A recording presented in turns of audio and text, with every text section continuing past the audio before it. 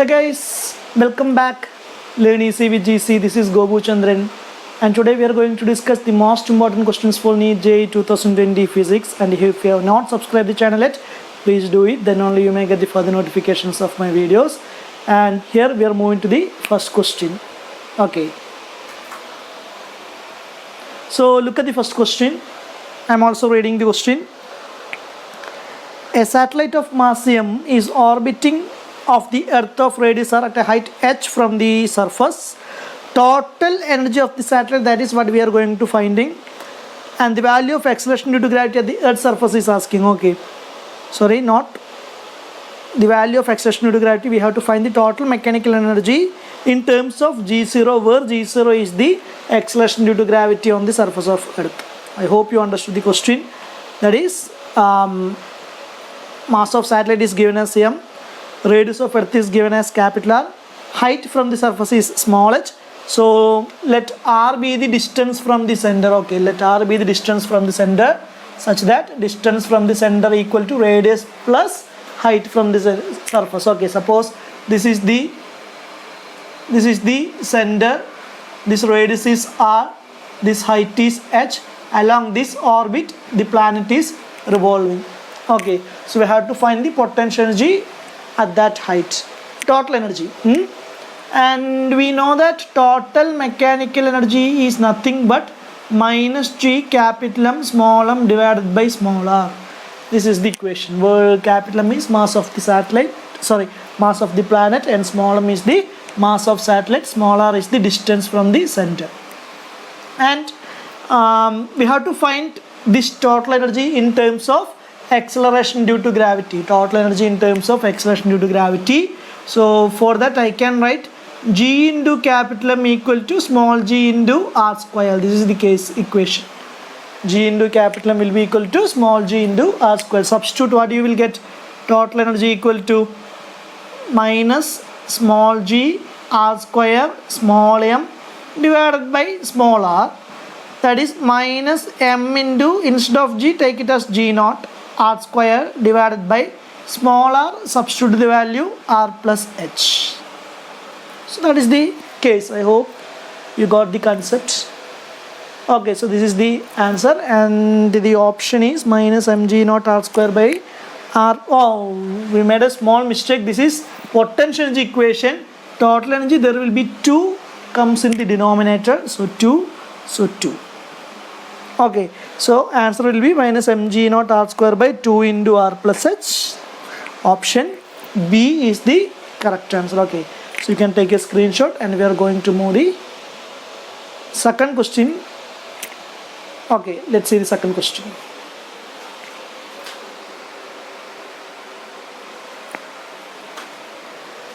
So guys, here is the second question of this part.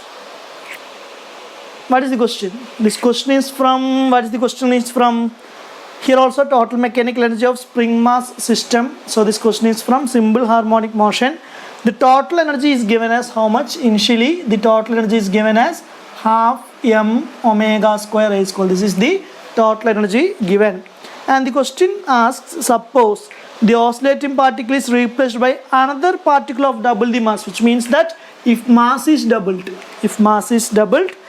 while amplitude remains same, what happens to the new mechanical energy, or what will be the value of new mechanical energy? Initially this is the mechanical energy, keeping amplitude constant. If you double the mass, what happens to mechanical energy? You are having options becomes 2e, e by 2, root 2e, e remains same.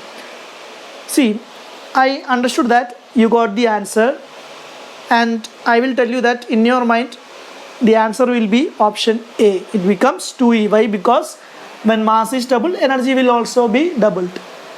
That is the case. But remember the fact, total energy depends only on amplitude and force constant. It depends for if spring constant. Okay, it is if spring is constant, spring constant is same, in that case amplitude remains, or amplitude depends only on, or total energy depends only on amplitude. Keeping the force constant same, then total energy depends only on amplitude. That is the case. It is independent of mass. That is what I am going to tell you. Total energy of a spring mass system is independent of mass. So in this case, the answer will be option D, not A. It remains E. Then you will confuse because in the equation this M is there. So if M is doubled, energy will also be doubled. Then option A is correct. That type of confusion will be there. But remember, there is also another term known as omega in the equation. Okay, so omega means, what is omega means? Root of k by m. Omega means root of k by m, or omega square means k by m. If you substitute omega square, you will get half m k by m a square. M will cancel, the energy will be half k a square. That's what I said, it depends only on amplitude. Total energy, considering spring constant is same. Okay, spring is not changing. So if amplitude changes, total energy will changes, otherwise it will remain same, independent of mass. So answer will be option D, not option A. Hope you got it. And we are moving to next question. Okay.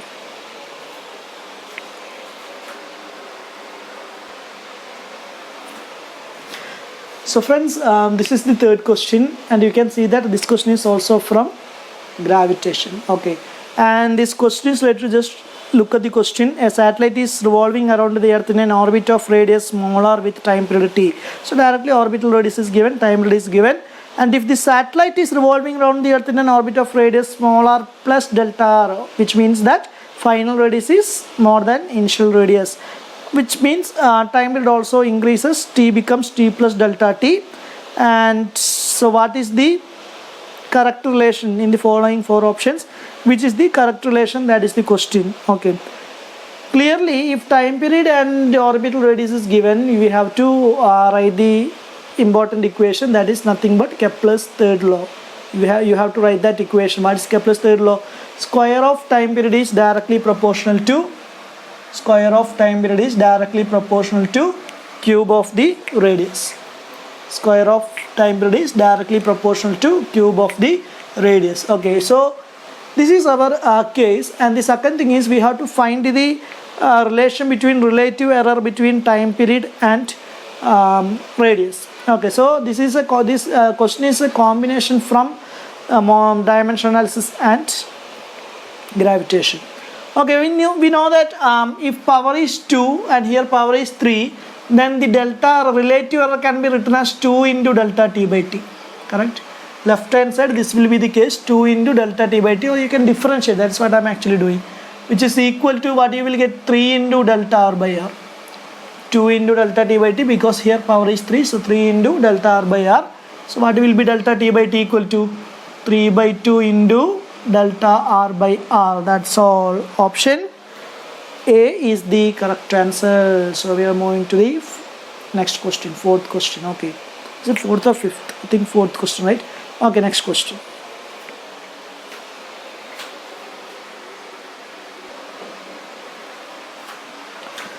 So friends, this is the fourth question, and this question is from your +2 topic, atoms. Okay, Bohr concept. According to Bohr's theory of hydrogen atom, read the question. The product of binding energy of electron in the nth orbit and its radius in the nth orbit. So binding energy and radius, its products, binding energy and radius. The product is option A, directly proportional to n square, option B, inversely proportional to n cube, option C, constant value of 10.2 eV, and last option is a constant value of 7.2 eV angstrom, not eV, eV angstrom. Okay, so first, hydrogen is the case. Hydrogen atom binding energy is given by 13.6 by n square. This is the binding energy of hydrogen atom in the nth orbit. And the radius of hydrogen atom, what is radius of hydrogen atom? 0.53 n square. This is eV, this will be angstrom. And they are asking what is the product of binding energy and radius. So binding energy and radius, what you will get? 13.6 by n square into 0.53 n square. What you will get? N square will cancel. 13.6 into 0.53, approximately 13.6 by 2. Look at the option. You will get yes, 7.2 is the answer. 7.2 unit is EV angstrom. So answer will be option D. It's a nice question, good question. Hope you got the question. And remember, always remember, in case of hydrogen atom, radius will be proportional to n square. Radius will be proportional to n square. Energy will be proportional to 1 by n square. Energy will be proportional to 1 by n square. And velocity of electron in the nth orbit will be proportional to 1 by n. Velocity will be proportional to 1 by n. And lambda, wavelength will be proportional to 1 by n square. Lambda will be proportional to 1 by n square, correct? No, directly proportional to n square. Because lambda in energy will be in inversely proportional. Okay, lambda will be proportional to n square. Then one more thing, frequency will be proportional to 1 by n cube. You just note this point, okay? It's very important, very important. For hydrogen atoms, radius of nth orbit is proportional to n square. Energy will be proportional to 1 by n square. Velocity will be proportional to 1 by n. Wavelength will be proportional to n square, and frequency will be proportional to 1 by n cube. Very important, okay? So take a screenshot. We are moving to the next question.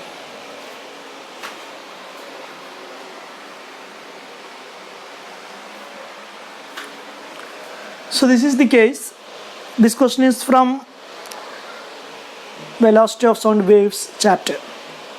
Velocity of sound in air at NTP is 330 meter per second. What will be its value when the temperature is doubled and pressure is halved? When temperature is doubled and pressure is halved. See, velocity of sound is independent of pressure. That is the first case. Okay, velocity of sound is independent of pressure. And the second thing, velocity of sound is directly proportional to root t. So in this case, even if pressure is halved, there is no change in velocity because of change in pressure, but velocity will change due to change in temperature. Okay, so we know that V2 by V1 will be equal to root of T2 by T1. That is, root of temperature is doubled. Is it doubled? Yes, temperature is doubled. So you will get root 2, or velocity will be root 2 times initial velocity. Okay, what is initial velocity equal to? 330. So answer will be 330 root 2. Option C is the correct answer. Bye. Not bye. Okay, next question is the so next question. It's not over, sorry.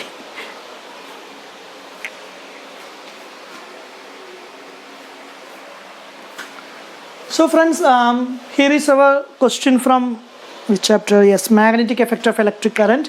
A current of I flows through a thin wire shaped as a regular polygon of n sides, which can be inscribed in a circle of radius r. So there is a polygon which is inscribed in a circle of radius r. Okay, so suppose this is the polygon. This is the polygon. There are many shapes, many sides. We don't know, but it is inside the circle. Let r be the center of the O be the center of circle. So this distance will be capital R. This distance will be capital R. Radius. Okay. And we have to find magnetic field at the center due to one side. Anyone? I'm taking this AB as a side. Due to this one side, what is the magnetic field at the center? First thing, let total angle, sum of all angles are 360 degree, right? If you take at the center, the total angle will be 360. Or if there are n triangles are there, we can make it n triangles. It will be, angle will be 2 pi by n. Angle will be 2 pi by n. Okay. Each angle, suppose this is another one. You can make it many triangles of a polygon. Okay, polygon can be made to many triangles. So each angle will be 2 pi by n. That is the first case. And remember, now listen carefully. If this is the perpendicular bisector, let r be the distance. Okay, let r be the distance. Then this will be pi by n, and this also will be equal to pi by n. This also will be equal to pi by n. Now you can consider this AB as a straight conductor. We have to find magnetic field point O at a distance r. Magnetic field point O and this perpendicular distance is r. And we have the formula that mu 0 by 4 pi I by r into sine phi 1 plus sine phi 2. If phi 1 and phi 2, if phi 1 and phi 2 are two angles made by the ends, then the magnetic field at the center will be mu 0 by I by 4 pi r into sine phi 1 plus sine phi 2. Here both angles will be same. Both are same, pi by n. So this can be written as mu 0 by 4 pi into I by r into sine phi plus sine phi means sine 2 phi. Sine 2 phi. Okay. That is mu 0 I by 4 pi r into sine 2 phi. Now this is the magnetic field, required magnetic field at point O, equation 1. Now if you take let this is point C, if you take this as point C, consider triangle OCA. Consider the triangle OCA. This is our radius of the circle, capital R. Okay. If you take this triangle, you can write this as, what is cos pi by n equal to? Cos pi by n equal to? What is cos pi by n equal to? Small r by capital R. Or you can write as small r equal to capital R into cos pi by n. And here also, not sine 2 phi, 2 into sine phi. Okay. So you can write as B0 equal to mu 0 I by 4 pi into 2 into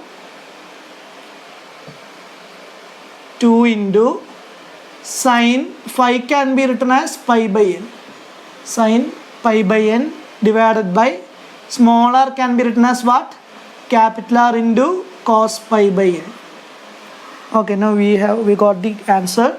So 2 and 2 will cancel. You will get mu 0 I by 2 pi. Capital R is there. What is sin theta by cos theta? Tan theta. So this is our answer. Mu 0 I by 2 pi r into tan pi by n. Option C is the correct answer. Okay, I will explain it once again. Listen carefully. This is a polygon. We don't know how many sides, regular polygon of n sides. And this angle will be, we know that total angle will be 2 pi. For n sides it will be 2 pi by n. Okay. And if I am drawing a perpendicular bisector, this will be pi by n and this will be pi by n. Okay. This is capital R. And this OC is small r. Okay. Distance OC is small r. Now if you take AB as a straight conductor and point O is at a distance r from its center, making an angle pi by n with each ends, then the equation for magnetic field at the center is given by mu 0 by 4 pi r into phi 1 plus sine phi 2. Here both phi 1 and phi 2 are same. So I will write it as 2 phi. Okay, mu 0 by 4 pi I by r into sine 2 phi. Okay, so this is the magnetic field at the center. Now small r in terms of capital R, for that you take triangle OCA, cos theta or cos pi by n equal to small r by capital R, or small r equal to capital R into cos pi by n. Substitute in equation 1. Okay, phi equal to pi by n and small r equal to capital R into cos pi by n.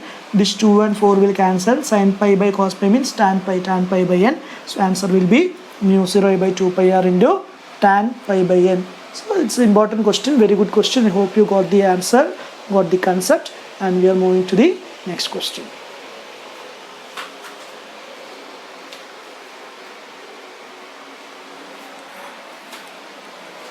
So guys, this is the question from thermodynamics. Okay, question from thermodynamics based on thermal conductivity. What is the question? Consider a compound slab consisting of two different materials having equal length, thickness, area, and their conductivities are K and 2K respectively. Both are connected in series. What's the equivalent thermal conductivity? Simple question. So there's a derivation for that. If there are two slabs connected in series having same area, same length, same thickness, but their conductivities are only different such that one having conductivity K1 and another having conductivity K2. if you take it as a single slab, if you're taking this as a single slab of conductivity Ks, because both are connected in series. Okay, if we are considering this as a single slab, then the equivalent conductivity is given by 2 into K1 K2 by K1 plus K2. That's all. So two similar slabs are connected in series. The equivalent conductivity is Ks equal to 2 K1 K2 by K1 plus K2. So the answer will be 2 into K into K2 is given as 2K by K1 plus K2, K plus 2K. So you will get 4K square by 3K, that is equal to 4K by 3 is the answer, option C. Suppose the answer is option C. Okay, suppose the question is such that if these two slabs are connected in parallel, one is having conductivity K1 and another is having conductivity K2. If both are similar slabs, similar in the sense same area, same conductivity, same length, same thickness, like that. In that case, the equivalent conductivity is given by Kp parallel, Kp equal to, just by heart, this K1 plus K2 by 2. So this is similar to our average velocity equation. If two bodies are moving equal distance, covering means the average speed equal to 2 v1 v2 by v1 plus v2.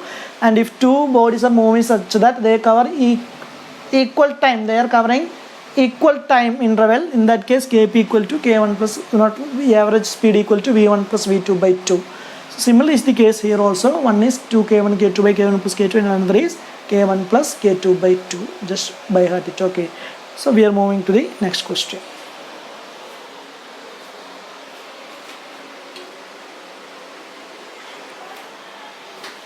So friends, here is our next question, and this question is again from oscillations. Here in this question, time period of oscillation is given by half second, 0.5 second, and its amplitude is 1 centimeter. Find the average velocity in the interval in which it moves from equilibrium position to half the amplitude. See, the body start oscillating from its equilibrium position.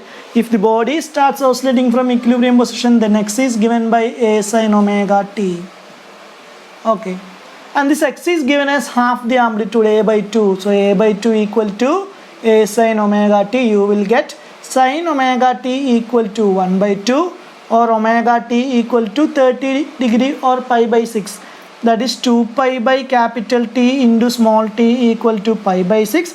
You will get time equal to pi will cancel capital T by 12. Okay, so this is actually another question. If the body starts oscillating from its mean position, after what time its amplitude will be half of its at what distance from its equilibrium position its value is half the amplitude. That is actually another question. That time is nothing but t by 12. If possible, just by heart it. Okay, and in this question they are asking at this distance of x or a by 2, what is the average velocity? That is the question. Okay, and average velocity means we know that v average equal to total displacement by total time. Here displacement is a by 2, time is capital T. Displacement is a by 2 and time is capital T. Now capital T small t. That is a by 2t. A by 2t. This a is given as how much? 1 centimeter by 2 into t is t. Small t is given as capital T by 12. Small t is given as capital T by 12. So you will get 12 by 2 into capital T.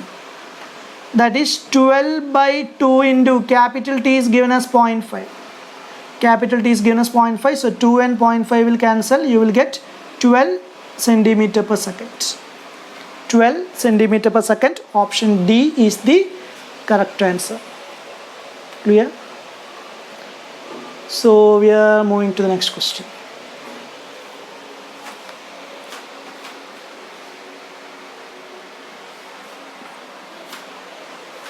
So the question,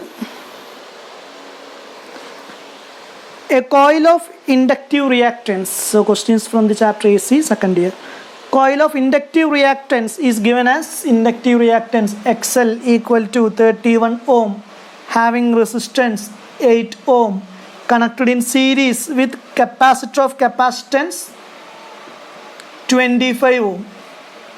Supply voltage is 110 volt. What is the power factor of the circuit? Power factor means cos phi, where phi is the phase difference between current and voltage, and we have the formula that cos phi equal to R by Z. Cos phi equal to R by Z, that is R divided by, what is Z means total impedance, root of R square plus XL minus XC whole square. You will get as 8 divided by root of 8 square plus 31 minus 25 whole square. 8 divided by root of 8 square plus 6 square. What is root of 8 square plus 6 square? What is it? Root of 8 square plus 6 square? 100. Root 100 will be 10. So answer will be 8 by 10, nothing but 0.8. So that is the answer. Option D is the correct answer. So I hope you loved this session, and more questions we will do in the next class. So stay home, stay positive, wish you all the best. Okay, bye.